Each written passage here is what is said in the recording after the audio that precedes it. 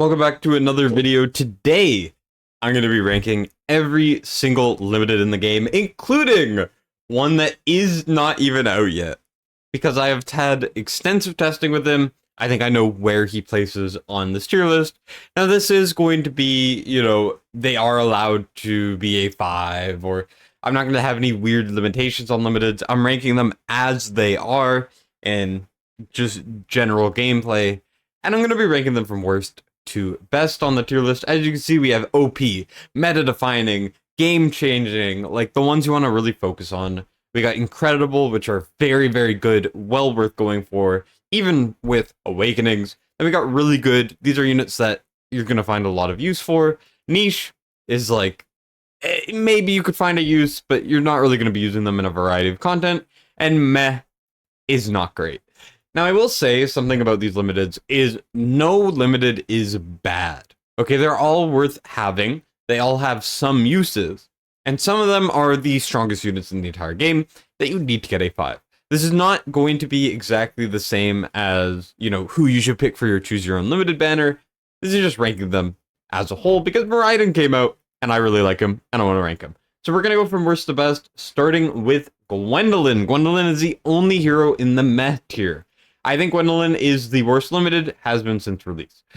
If we go over to Gwendalin, all you have to know about her is she does shields. That is it. She puts out shields. She has a vortex range. If we look over here, vortex range, she's an HP based healer. I don't know why she has so much attack if she is HP based, but I mean, it's something. And she basically just shields. If you click her ult, she puts a massive shield. This is very good in areas like Gear Dungeon 1, putting your shield on your Valkyra, buffs the Valkyra, very good. Northerners are getting slightly better, so she is getting a little better with the shields. Falsha, who is later on the list, does get benefit from shields, and it does absorb a decent amount. But the thing is, she doesn't heal very well. The shields are kind of not enough to keep anyone alive, and she doesn't heal. Right? She doesn't have anything else beyond that point as well. She just has shields, pretty much. So, there's not really a point. Also, her awakenings are not worth going for. There's a reason why she hasn't been reran. If you want to go for her on the Choose Your Own Limited, because she's the only one you're missing, go for it. But she is undeniably the worst limited in the game. I don't think it's debatable. Next, we get to one that I really like, and I'm very sad is down here. But Dalia is niche. Dalia is not very good. Dalia needs a buff, let's be honest. If we go over to the game and we go to Dalia, she has gotten a little bit more use in a couple ways. The main one being the fact that she does put out poison. Poison comps are a lot better now, so there is some potential viability there. She's potentially usable in like Boreas Codex and maybe a couple other areas. But the main one is sometimes certain GVG maps. Dalia is very useful, but it has to be specific straightaways. And recently, the devs have been trying not to do that because Ingrid is so powerful. She does have the longest range like this in the game, which is definitely very good. And she has constant slows. She does decent damage. She's not bad by any means. She's good in a couple areas. But with Gear Raid 1, which was like her main usage for a majority of players, and GVG really shifting away from Dalia being meta, or at least useful, I feel like she's dropped a little bit. She's a niche unit. You can definitely find areas where she's good, but she's not that great. Moving on, we get to Really Good, and unfortunately, hot take, I think Lust belongs here as the third worst limited. And it's mostly because of her alternatives. It's not really because she is bad. She's a great, great hero. Like I said, all of these heroes are very useful.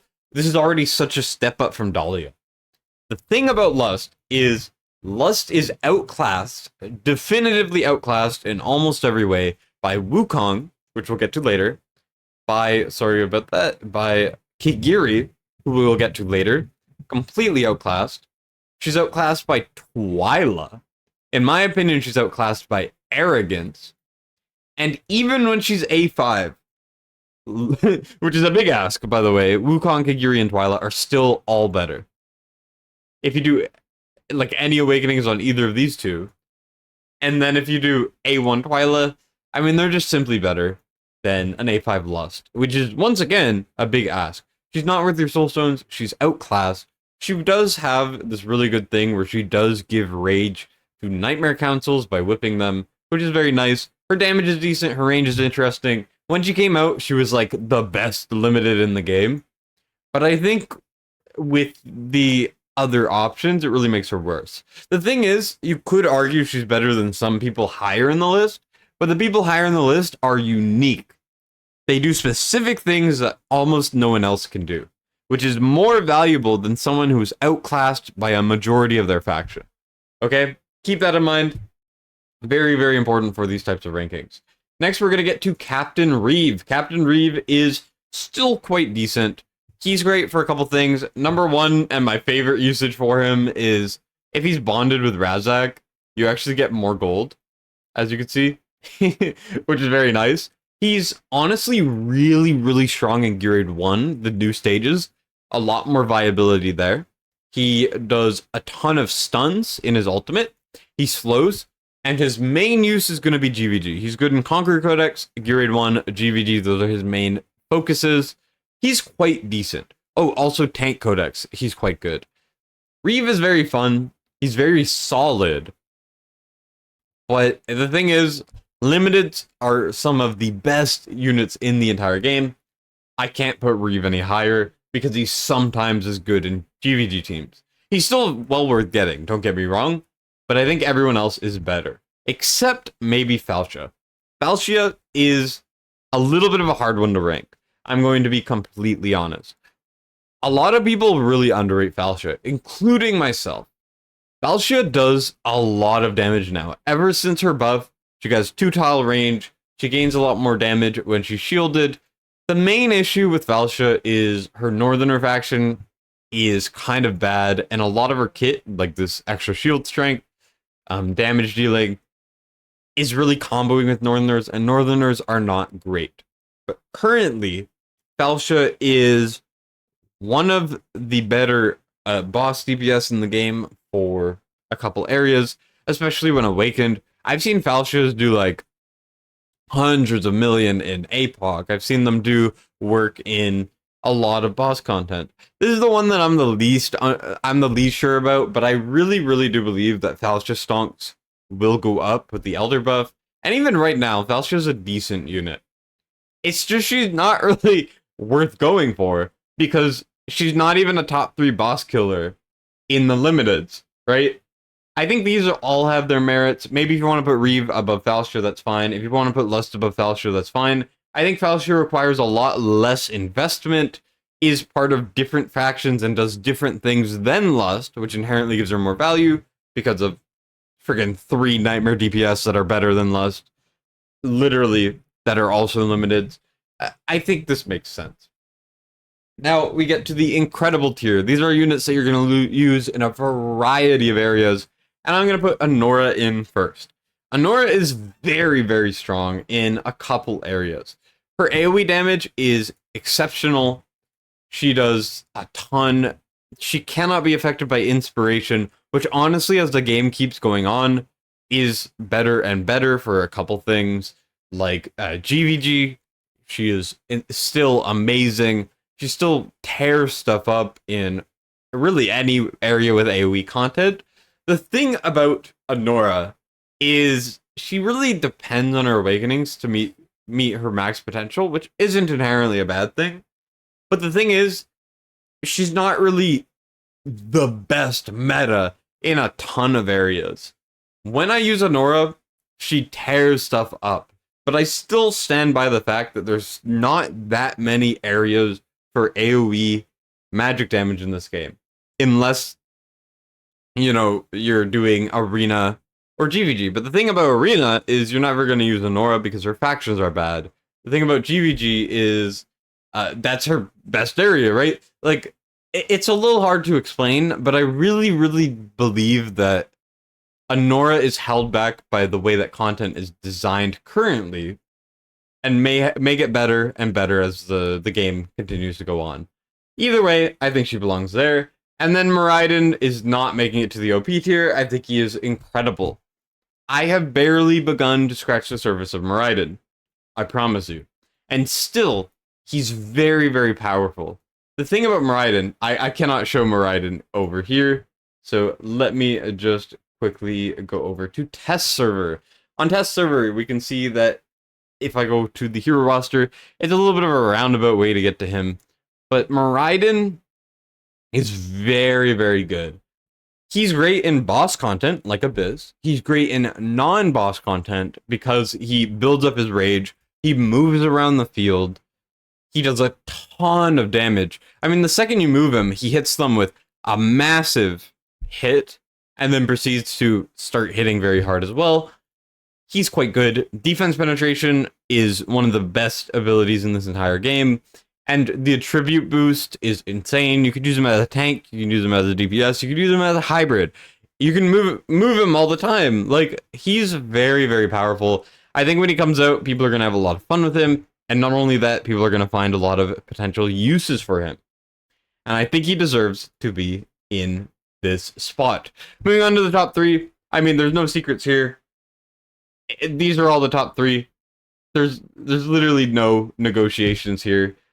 Just to quickly go over and explain why these guys are so good. Let's go over to the game.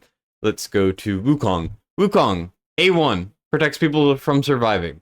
Does insane damage on the ult. And this thing comes back really fast, especially with his exclusive artifact that gives him more rage. He also stacks defense ignore, which is insane. He puts out constant stuns all the time. He summons clones that take on his attributes and do a lot of damage. With his awakenings, he even gets better, doing double damage in his ult on his A5.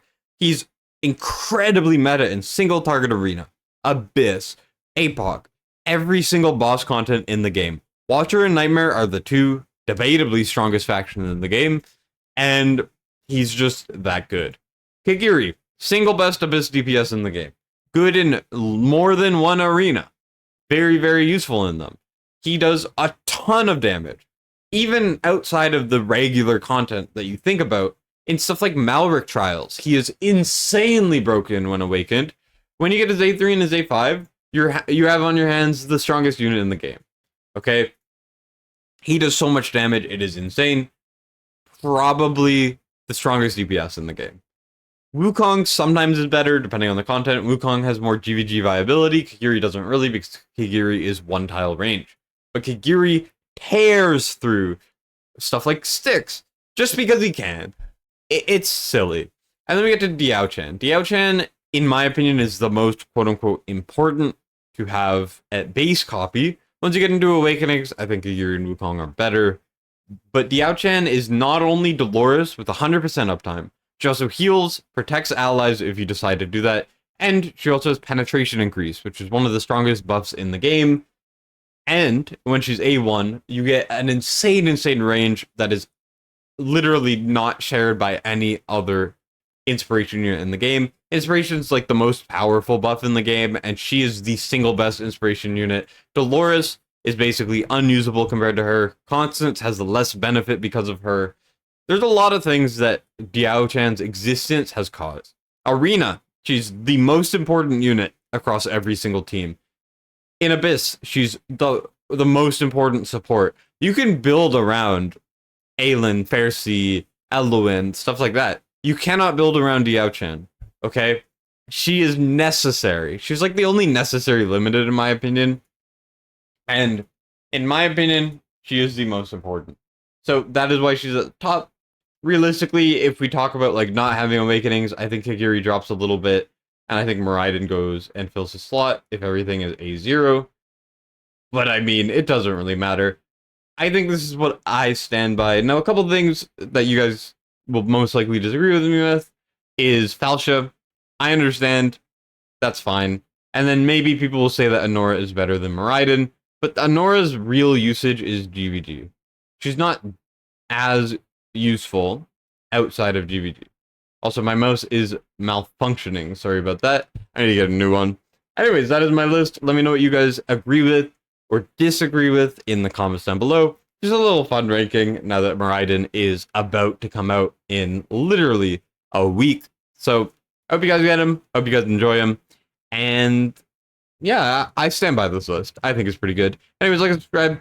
Help me out a ton. We're trying to get to 10k subs by the end of the year. It's probably going to be sooner, honestly. But either way, I appreciate you guys watching. Destined signing out.